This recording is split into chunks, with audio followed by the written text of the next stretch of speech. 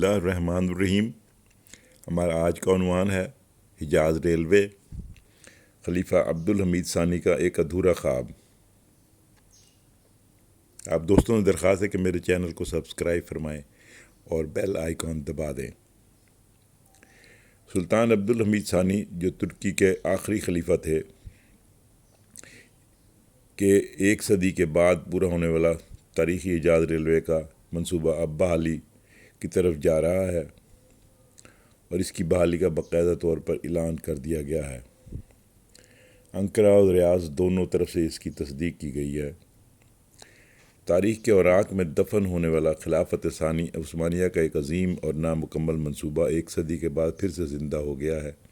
سلطان عبدالحمید ثانی کی وفات کے تقریباً 117 برس کے بعد ترکیہ، شام، اردن اور سعودی عرب نے مل کر تاریخی حجاز ریلوے پروجیکٹ کو جدید طور پر بحال کرنے کا فیصلہ کر لیا ہے۔ تاریخی پس منظر: سلطان عبدالحمید ثانی کا خواب۔ حجاز ریلوے لائن سن 1900 سے 1908 کے درمیان خلافت عثمانیہ کے دور حکومت میں سلطان عبدالحمید ثانی کے خصوصی حکم پر تعمیر کی گئی تھی۔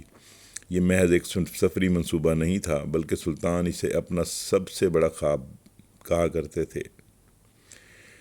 اصل ہدف: اس منصوبے کا اصل ہدف یا مقصد عثمانی دارالحکومت استنبول کو براہ راست مسلمانوں کے مقدس ترین شہر مکہ مکرمہ سے بذریعہ ٹرین جوڑنا تھا اور انہی مقاصد میں حجاج اور زائرین کے سفر کو محفوظ اور آسان بنانا، خطے میں فوجی اور لاجسٹک غلبہ یقینی بنانا اور اسلامی دنیا کو ایک لڑی میں پرونا تھا۔ اس کے لیے عوامی فنڈنگ کی گئی۔ غیر ملکی قرضوں سے بچنے کے لیے دنیا بھر کے مسلمانوں نے اس حمیدی حجاز ریلوے کے لیے دل کھول کر عطیات دیے۔ خواب ادھورا کیوں رہ گیا؟ بدقسمتی سے 1909 میں خلیفہ عبدالحمید ثانی کی معزولی کے بعد یہ عظیم منصوبہ دمشق سے مدینہ منورہ 1322 کلومیٹر تک ہی محدود رہ گیا۔ پہلے جنگ عظیم، تکنیکی و مالی مشکلات اور خطے میں ہونے والی عرب بغاوتوں کے باعث شمال میں استنبول سے دمشق اور جنوب میں مدینہ سے مکہ تک کا ٹریک کبھی نہیں بچھایا جا سکا۔ انطالیہ ڈپلومیسی فورم میں تاریخی اعلان۔ گزشتہ دنوں ترکیہ میں منعقد ہونے والے عالمی سطح کے 5ویں انطالیہ ڈپلومیسی فورم 17 سے 19 اپریل 2026 میں اس منصوبے کی بحالی کا باقاعدہ طور پر اعلان کیا گیا ہے۔ ایک خصوصی سیشن کے دوران ترک وزیر خارجہ حاکان فیدان نے ایک نقشہ پیش کرتے ہوئے انقرہ کا نیا جیو پولیٹیکل ویژن دنیا کے سامنے رکھا۔ انہوں نے اعلان کیا کہ حجاز ریلوے منصوبے پر کام شروع ہو گیا ہے۔ یہ ایک وسیع نقل و حمل اور توانائی کا بنیادی ڈھانچہ ہے جو ترکیہ، شام، اردن اور سعودی عرب کو ایک بار پھر آپس میں جوڑ دے گا۔ حاکان فیدان نے واضح کیا کہ اس جدید منصوبے کا مقصد خطے کے ممالک کے درمیان تجارتی اور اسٹریٹجک انضمام کو انہی تاریخی بنیادوں پر استوار کرنا ہے جو سلطان عبدالحمید نے اپنے خواب میں دیکھی تھیں۔ سعودی عرب اور ترکیہ کے اہم اور تازہ ترین اقدامات۔ اس تاریخی منصوبے کو عملی جامہ پہنانے کے لیے خطے کے اہم ممالک نے تیزی سے کام شروع کر دیا ہے۔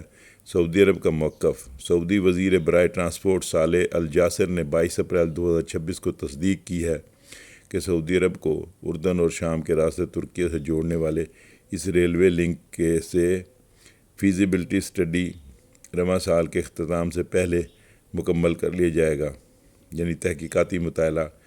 واضح رہے کہ سعودی عرب کا موجودہ قومی ریلوے نیٹ ورک الحدیدہ کراسنگ کے ذریعے پہلے ہی اردن کی سرحد تک پھیلایا ہوا ہے۔ ترکیہ کی پیش رفت۔ ترک وزیر برائے ٹرانسپورٹ عبدالقادر اورال اوغلو نے 3 اپریل 2026 کو انقرہ کے مطابق انقرہ تاریخی حجاز ریلوے کی بحالی کے پہلے قدم کے طور پر شام کے شہر حلب تک ایک ریلوے لائنوں کی توسیع دینے کا ارادہ رکھتا ہے۔ حجاز ریلوے آج سے تقریباً 120 سال پہلے اسلامی ریاستوں کا سب سے بڑا منصوبہ تھا۔ عثمانی سلطان عبدالحمید دوم کے حکم پر تعمیر ہوا تھا جو دمشق کو مدینہ سے جوڑتا تھا۔ مسجد نبوی شریف سے 1.5 کلومیٹر کے دور اس منصوبے کے لیے اسٹیشن تعمیر کیا گیا تھا اور اس کے لیے مسلم امہ نے دل کھول کر عطیات دیے تھے۔ سب سے زیادہ عطیات مسلمانان ہند نے پیش کیے تھے۔ جہاں حجاز ریلوے کا آج بھی اسٹیشن قائم ہے، اسی مقام پر غزوہ بدر کو تشریف لے جاتے ہوئے رسول اکرم نے مدینہ منورہ کو حرم قرار دیا تھا، نیز اہل مدینہ کے لیے خیر و برکت کی دعا بھی فرمائی تھی۔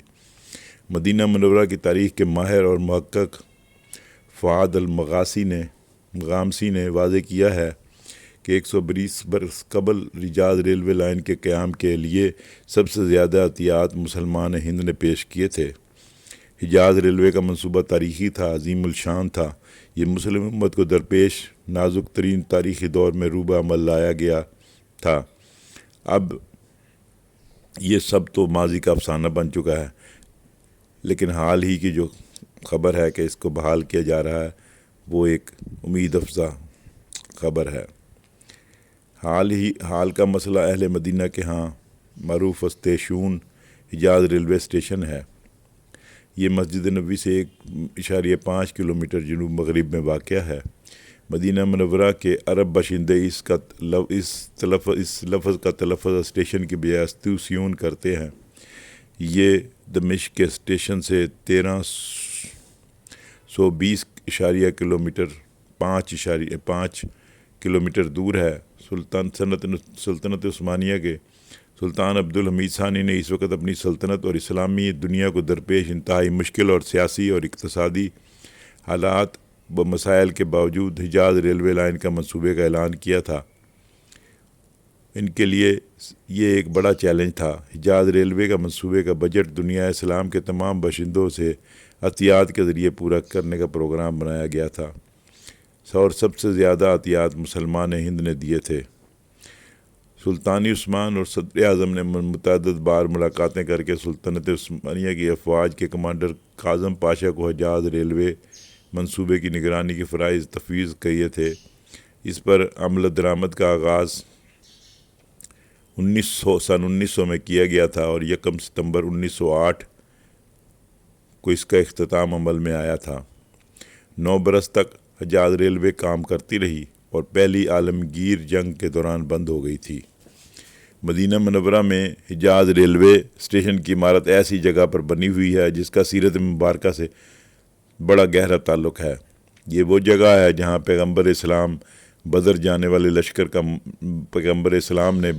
والے لشکر کا معائنہ فرمایا تھا، اور اس کے بعد سن 2 ہجری میں غزوہ بدر پیش آیا تھا۔ یہ وہ مقام ہے جہاں مسجد السقیہ واقع ہے۔ یہ سلطنت عثمانیہ کے فن تعمیر کا آئینہ دار ہے۔ یہ ریلوے اسٹیشن کی جنوبی دیوار کے وسط میں ہے۔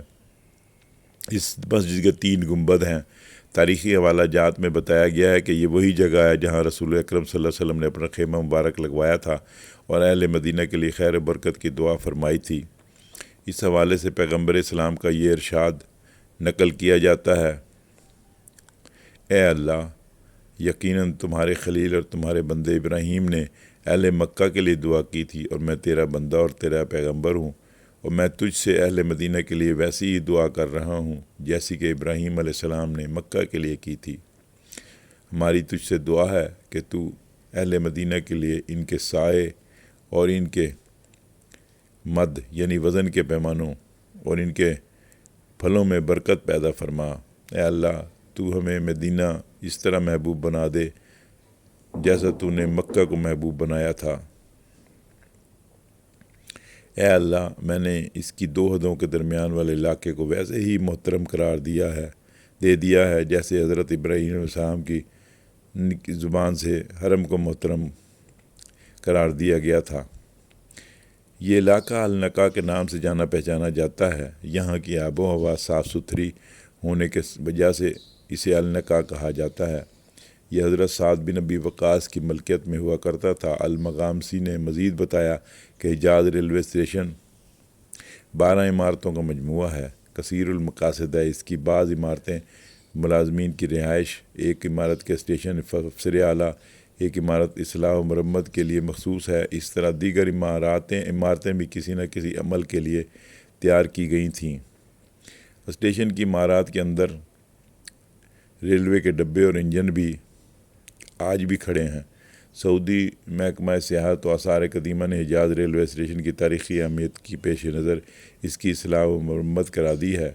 اب اس کی بڑی بلڈنگ کو مدینہ منورہ ریجن سے تعلق رکھنے والے تاریخی آثار کے عجائب گھر میں تبدیل کر دیا گیا ہے۔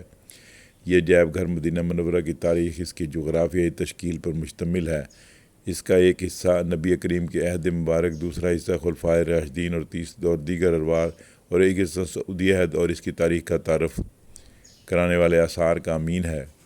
حجاز ریلوے تاریخی عمارتوں کے درمیان کھلے میدانوں پر مشتمل ہے۔ یہاں محکمہ آثار قدیمہ نے ہنرمندوں کے لیے نمائش اور شائقین کے لیے نمائشی ہال بھی بنا دیے ہیں۔ اسٹیشن کی فصیل مغربی جانب قدیم عمارت ہے جہاں جسے ریلوے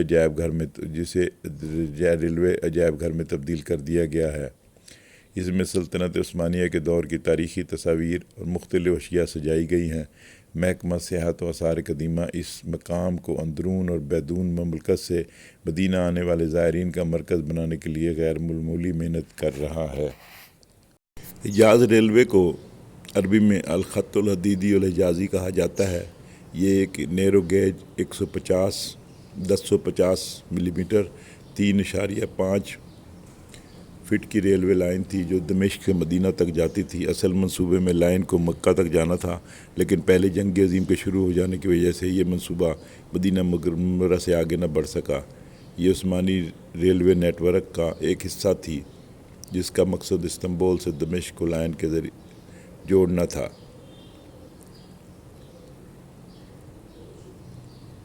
1860 کی دہائی کے اواخر میں ریلوے کی تعمیرات کا انعقاد شروع ہوا تھا اور حجاز کے علاقے کئی علاقوں میں سے ایک تھے۔ اسی طرح کی پہلی تجویز یہ تھی کہ ایک ریلوے دمشق سے بحر الاحمر تک پھیلا دی جائے۔ اس منصوبے کو جلد ہی ختم کر دیا گیا جب مکہ کے امیر نے اعتراضات اٹھائے۔